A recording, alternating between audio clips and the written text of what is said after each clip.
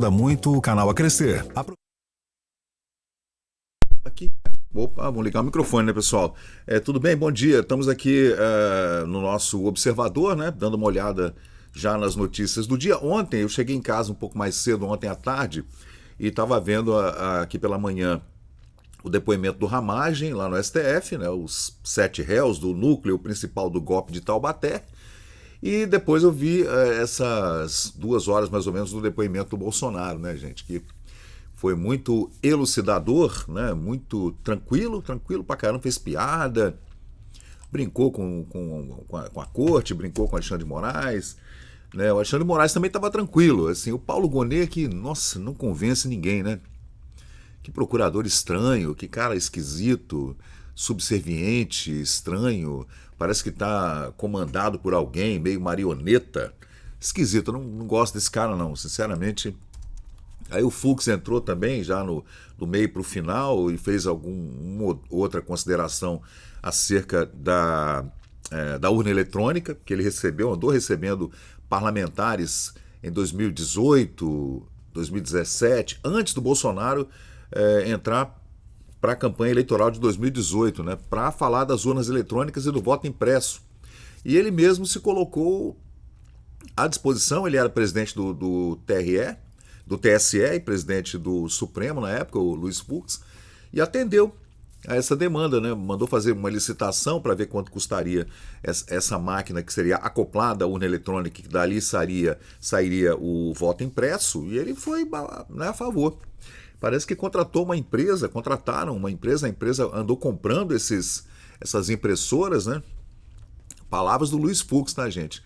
Ontem, durante o interrogatório do Bolsonaro, dizendo que eu não entendi bem também aquela interferência do Fux, né? Para falar que corroborava, que achava aceitável, mas depois o Supremo Tribunal Federal achou por bem pacificar o assunto da urna eletrônica, tornando a impressão do voto na urna eletrônica brasileira como inconstitucional.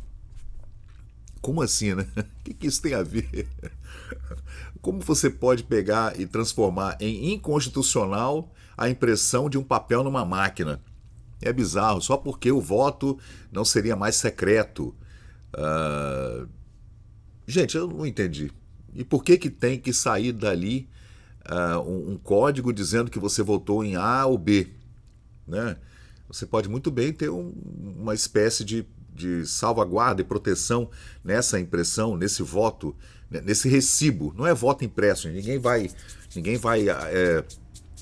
não é voto de papel, não é isso. É o recibo de que você votou, né? Existe já aquele recibinho, você recebe, né? Bonitinho lá, carimbadinho, quando você vota.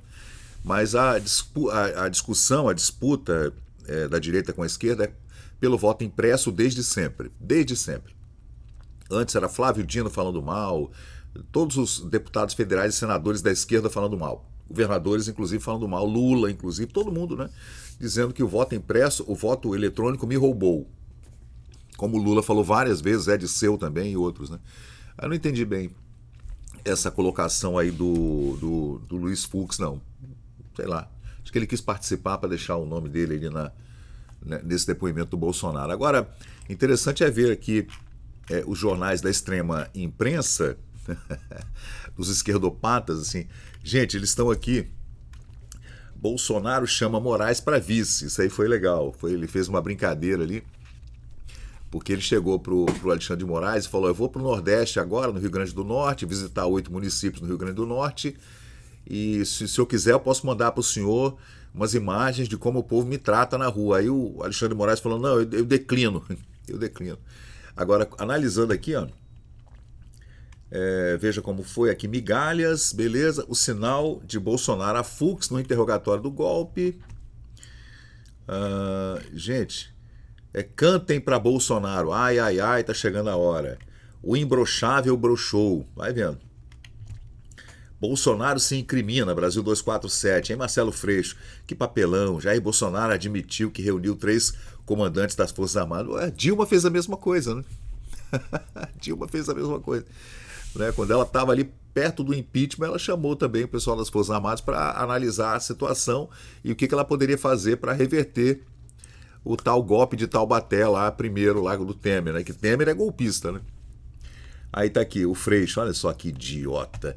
Pelas costas, Bolsonaro editou minuta do golpe, uma minuta que ninguém viu, tá?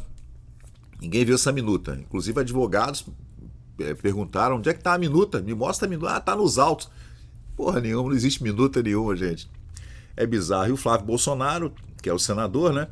Quanto mais os depoimentos se esticam, pior fica a posição dos que acusam Bolsonaro. Não houve tentativa de golpe, tenho certeza que não. É simples, né, gente? Brasília estava vazia, o presidente já era o Lula, né?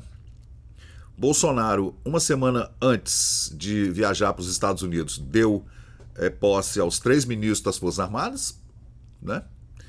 Colocou Geraldo Alckmin como chefe do gabinete da transição do Lula, destacou alguém do gabinete dele para fazer a transição pelo lado dele e viajou para os Estados Unidos. Parece que tinham 100 ônibus ali na esplanada dos ministérios em Brasília, né, na Praça dos Três Poderes ali. Chegaram vários ônibus, excursões e tal.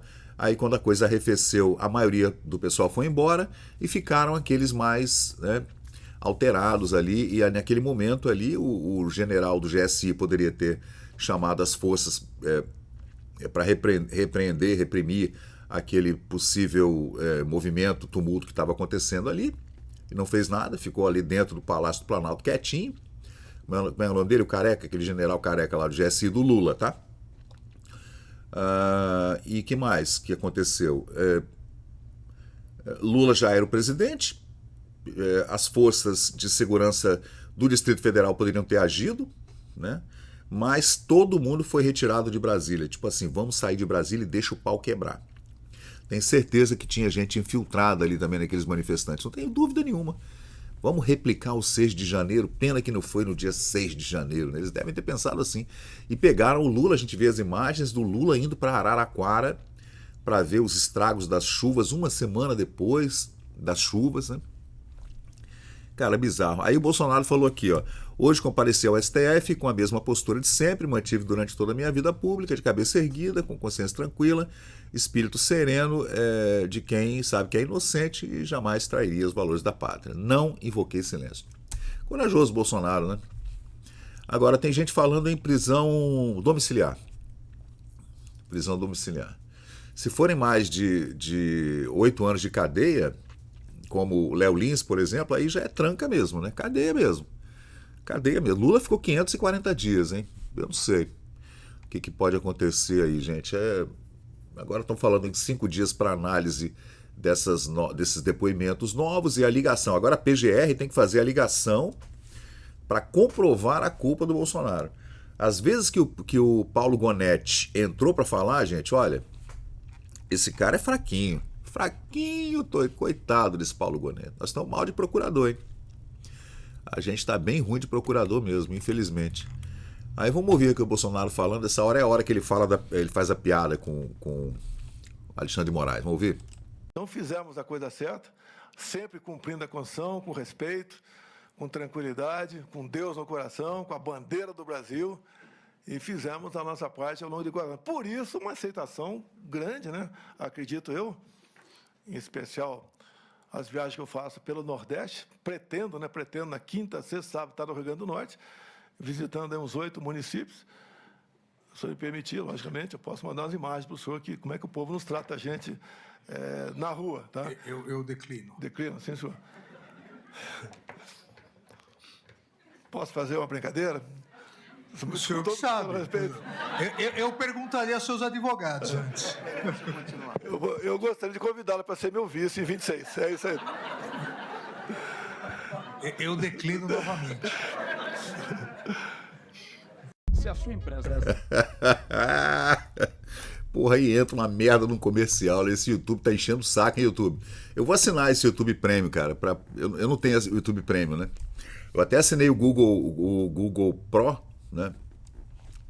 Mas eu não assinei o YouTube Premium. Aí vou assinar, porque é chato isso aí. Mas, gente, de qualquer jeito é isso aí, né? Pra ver como é que o Bolsonaro tava tranquilo. Eu não sei qual é a estratégia dele, sinceramente. Eu queria ser uma formiguinha, uma mosquinha, um mosquitinho, né, como dizem, para saber se ele já conversou sobre o que vai fazer se decretarem prisão dele.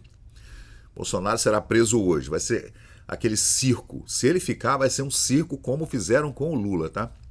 Helicóptero, drone e tipo O.J. Simpson naquele Bronco branco.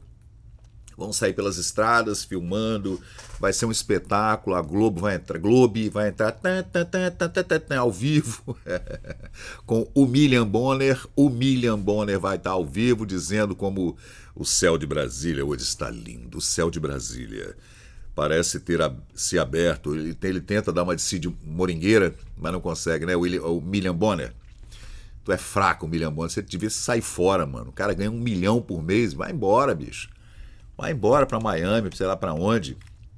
Mas é isso, o que vocês acharam, gente? Agora os jornalistas estão aqui. Bolsonaro se incrimina, o imbrochável broxou. Tá aqui a Folha de São Paulo, ó. Tá aí. Amém, que Bolsonaro não será perdoado, que a justiça o condene, que a história o engavete. Tá, coitada. Gente, Bolsonaro é o maior líder que o Brasil produziu na história republicana. Vamos esquecer Getúlio Vargas, que era um fascista, esquerdista, comunista, né? Deus me livre de Getúlio Vargas, gente. Pensar que algum dia eu já tive alguma simpatia pelo Getúlio, mas não. Comunista, fascista, horrível, né? Ligado a Hitler e a Mussolini, não. E o Lula, ali, naquele movimento sindical inspirado no movimento sindical polonês do Lech Wałęsa, e também logo depois a morte de João Paulo I, e quem assumiu foi João Paulo II, que era anticomunista. Aí todo aquele panorama de Ronald Reagan e Margaret Thatcher, aqueles movimentos sindicais comunistas dos anos final dos 70, início dos 80, Lula preso, delator da ditadura militar, que delatava os amigos, né? É um traidor X9 o Lula e deu no que deu, né? Era um líder carismático? Foi, durante um tempo foi, a gente não pode negar que foi, né?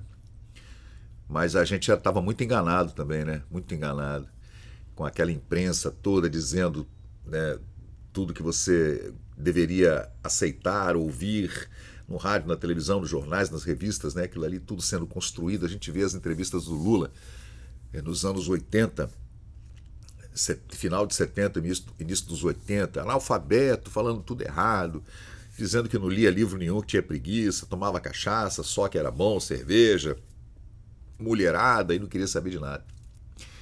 E os intelectuais todos, né, fizeram aquela caminha quentinha para o Lula, entregaram para a imprensa embalou bonitinho, né, fizeram a barbinha dele, tiraram o Che Guevara, tiraram o vermelho e tal, e o cara foi eleito.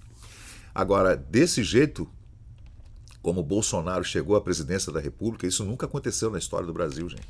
O Getúlio foi de um movimento tenentista, de sargentos, cabos e tenentes do Exército, né?